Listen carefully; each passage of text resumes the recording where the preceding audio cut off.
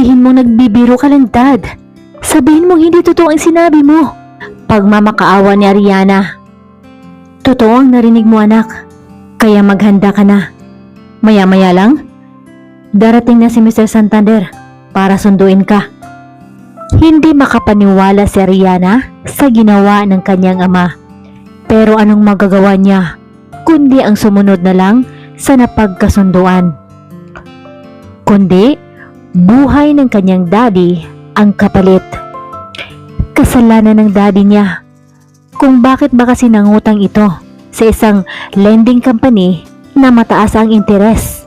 Walang magagawa si Ariana kundi ang pakasalan ang lalaking mas matanda pa sa kanyang daddy. Alam mo, Ariana, sa tingin ko sinasadya ng matandang Santander na ibaon ang daddy mo sa utang para mapilitan itong ikaw ang ipambayad. Pahayag ni Micah. Mukhang patay na patay kasi sa'yo ang matandang yun. Dagdag pa ng kaibigan ni Ariana. Napatango naman si Ariana. Kaya naman, sisiguraduhin niyang pagsisihan ng matanda ang pamimilit nitong pakasalan siya. Isinumpa ni Ariana. Kung alam nga lang ng dalaga na sa ganitong paraan pala siya makapag-asawa, dapat sana nag-boyfriend na siya noon at ibinigay na niya ang kanyang sarili sa lalaki. Panghihinayang na pahayag niya kay Micah habang kausap ang kaibigan sa kabilang linya. Ngayon tuloy, wala na siyang paraan na lumandi pa dahil sinisiguradong bantay sarado siya sa matanda niyang mapapangasawa. Kaya nga, susunduin na siya neto at doon natitira sa mansyon para siguradong wala na siyang takas. Napakatuso talaga. Naiinis niyang aniya. Naputol na lang ang tsikahan ng magkaibigan nang kumatok ang daddy niya. Dumating na raw ang sundo niya. Dalawa silang magkapatid ni Ariana ng kanyang kuya Desmond. Kaya lang, may sariling pamilya na ito at masaya nang namumuhay sa Aklan kasama ang mahal niyang asawa at 3 mga anak. Kaya naman, sila na lang ng kanyang daddy ang magkasama. Ang daddy Ernesto na lang niya ang meron siya. Kaya hindi siya makakapayag na saktan ito ng mga mapagsamantalang tao katulad ni Mr. Santander. Nabunutan ng tinik si Ariana nang mapag-alamang hindi kasama ang matandang uugod-ugod na si Santander sa pagsundo sa kanya. Mas mabuti na nga yun. At least, hindi masisira ang buong araw niya. Ngayon pa nga lang, naiinis na siya kung paano pakikitunguhan ng maayos ang matanda. Paalam, anak. Magpakabait ka doon at ingatan mo ang sarili mo. Ulitin ko, anak, patawad. Tumango lang si Ariana bilang paggalang sa kanyang ama. Dahil ang totoo, masama pa rin talaga ang loob niya. Pero mas nangingibabaw pa rin ang pagmamahal niya sa kanyang nag-iisang ama. Kagagraduate lang ni Ariana ng college kasama ang kanyang best friend na si Micah. Napagkasunduan ng dalawa na sabay silang mag-apply ng trabaho. Kung ano-ano na lang ang iniisip ng dalaga habang nasa biyahe. Saka pa siya bumalik sa Olirat nang tumigil na ang sinasakyan nila sa harap ng mansyon. Isang magandang modern type na mansyon ang kanyang nasilayan. Humanga si Ariana sa ganda ng buong paligid. Sinalubong si Ariana ng isang katulong na nakasuot pa ng uniforme na kulay asol. Nakangiti itong binati siya. Si Ariana ay isang mabait na dalaga bukod pa sa taglay nitong ganda. Iginaya siya ng katulong patungo sa magiging kwarto niya. Tama palang sinabi ni Sir tungkol sa iyo, ma'am. Maganda ka na, mabait pa. Nakangiting aniya ng katulong na si Aling Sonia. Really? Hindi makapaniwala ang anas ni Ariana. Papaano siya makilala ng Thunder na yon? Hindi pa nga niya ito nakikita sa buong buhay niya. Ano yan ang dalaga? Sa kanyang isipan. Nasaan pala ang mga anak ng amo mo? Tanong niya kay Aling Sonia.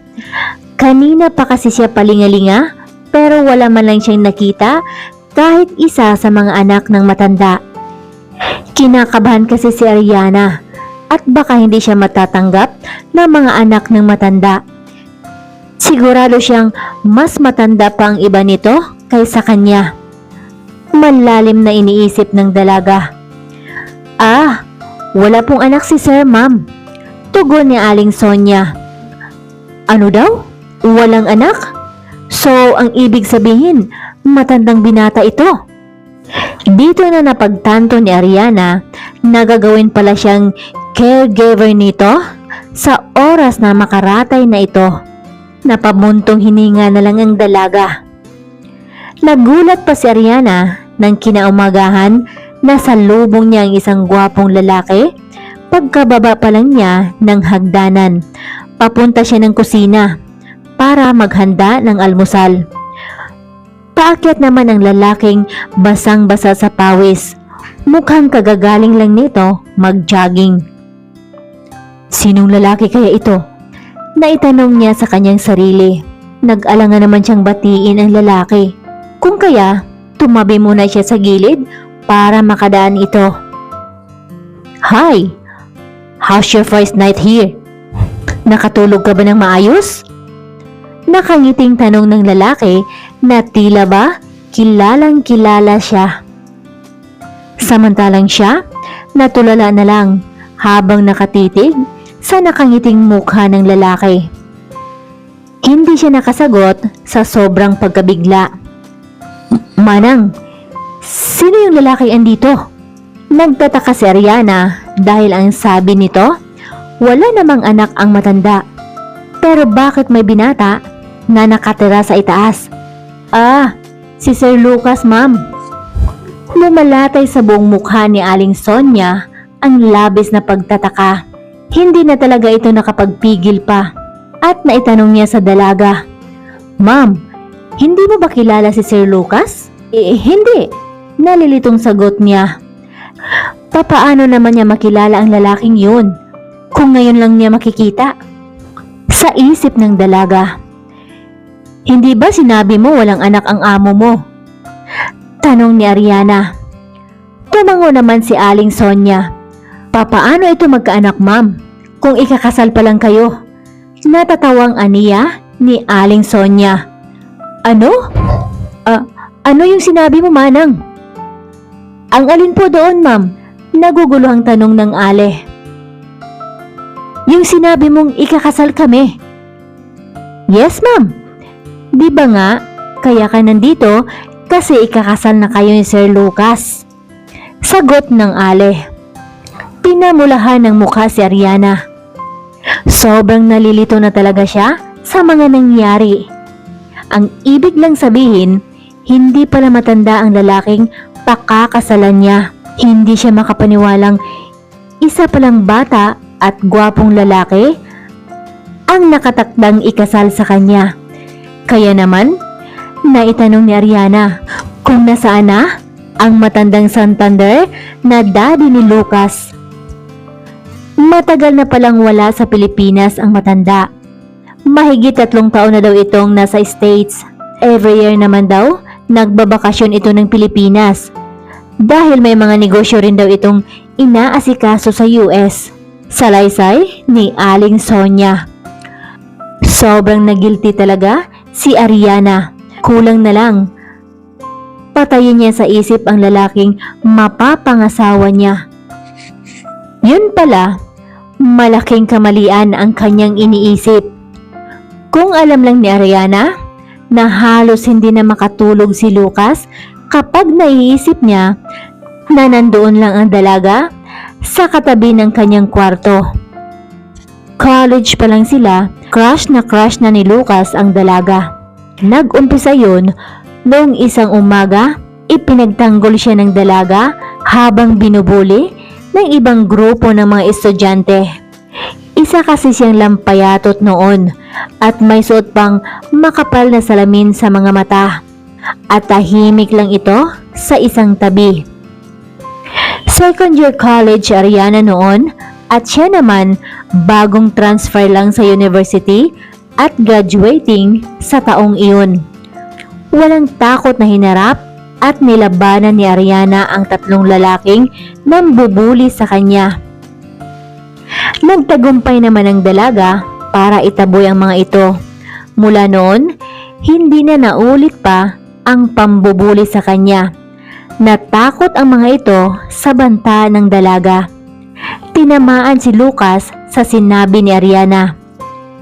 Tumagos sa kanyang puso ang bawat salita na pinakawala ng dalaga. Kaya naman, sinikap niyang magkalaman ang kanyang katawan. Dagdagan pa ng pag-gym niya 3 times a week. Kaya naman, hindi nagtagal, nagiging isa na siyang matipuno at gwapong lalaki. Hindi alam ni Ariana na lihim siyang sinusubaybayan ni Lucas. Nakatingin lang ito sa malayo hanggang sa matapos ang buong taon. Kahit wala na sa university si Lucas, patuloy pa rin niyang lihim na sinusundan ang dalaga. Nakahanap siya ng pagkakataong makuha si Ariana sa pamamagitan ng daddy nito noong nag-umpisa ng malugi ang negosyo ni Sir Ernesto. Isa sa mga tauhan ni Lucas ang nagpanggap na ahente. Itinuro niya ang lending company na pagmamay-ari ni Lucas kung saan pwedeng umutang kahit magkano at walang kolateral. Kaya naman, kaagad na sinunggaban ng desperadong si Sir Ernesto ang pagkakataon. Hindi niya inalintana ang malaking interes na nakapatong dahil natitiyak naman niya na maibabalik niya ang pera pagkatapos ng isang buwan. Ngunit hindi nangyari. Bagkus, mas lalo pang nalugi ang negosyo ni Sir Ernesto. Kung kaya, lumobo ng ganun kalaki ang utang niya sa lending company ni Lucas.